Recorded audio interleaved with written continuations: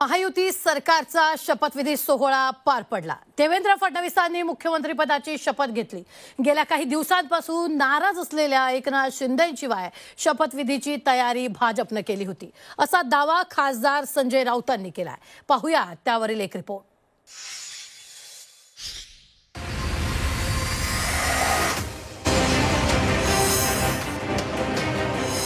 एकनाथ शिंदेंविना होती शपथविधीची तयारी। शपथविधीबाबत विरोधकांचा महायुतीवर आरोप। विरोधकांच्या आरोपांचा महायुतीकडनं इन्कार। महायुतीच्या शपथविधी सोहळ्यात देवेंद्र फडणवीस आणि अजित पवार एकत्र आणि एकनाथ शिंदे 3 खुर्च्या सोडून बसले होते। ही आसन व्यवस्था सगळ्यांनाच खटकलेली असताना महाविकास आघाडीनं एक वेगळाच आरोप केलाय। गृहमंत्रीपदासाठी एकनाथ शिंदे आग्रही होते। त्यांनी ऐकलं नसतं तर एकनाथ शिंदेंविनाच शपथविधी उरकण्याची तयारी भाजपनं केली होती, असा दावा शिवसेनेचे खासदार संजय राऊतांनी केलाय। एकनाथ शिंदे उपमुख्यमंत्री पदाची शपथ घेतीलच, होय, शेवटी त्यांनी घेतली का? घेतली म्हणून त्यांना घ्यावीच लागली, नाहीतर त्यांच्याशिवाय शपथविधी सोहळा पार पाडण्याची तयारी भाजपनं केली होती। हो, केली होती त्यांच्याशिवाय। माझ्याकडे माहिती आहे, फक्त मी माहितीशिवाय बोलत नाही। राऊतांच्या या वक्तव्याची री पुढे ओढत सुप्रिया सुळेंनी देखील शंका उपस्थित केली आहे। व्हॉट्सअपवर आलेल्या निमंत्रणात 2च नावं होती, ती खरी की खोटी माहीत नाही, असं सुळेंनी म्हटलं।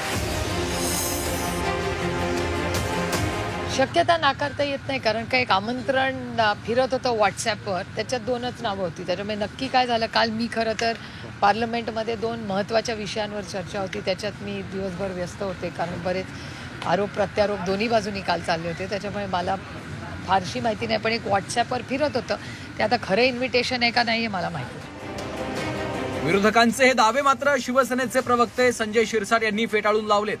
आम्हाला सोडून शपथविधी होणार नव्हताच, असं शिरसाट यांनी म्हटलंय। संजय राऊतच्या म्हणण्याला काही कवडीची किंमत नाही किंवा अर्थही नाही। त्यांना असं वाटणं साहजिक आहे, त्यांना या माहितीमध्ये मिठाचा खडा टाकायचा त्यांचा प्रयत्न होता, परंतु नेमकी स्ट्रॅटेजी काय करायची, कधी शपथ घ्यायची, हे सगळं ठरलेलं होतं। आम्ही सर्व त्या गोष्टीचे साक्षीदार आहोत। मुख्यमंत्रीपद भूषवलेले एकनाथ शिंदे उपमुख्यमंत्रीपद स्वीकारणार नाहीत, अशी चर्चा रंगली होती। उपमुख्यमंत्रीपद दिल्यास गृह खातं मिळावं, असाही त्यांचा आग्रह होता। नाराज असलेल्या शिंदेंना डावलून शपथविधी करण्याचा कार्यक्रम भाजपनं आखला होता, असा दावा विरोधकांनी केलाय।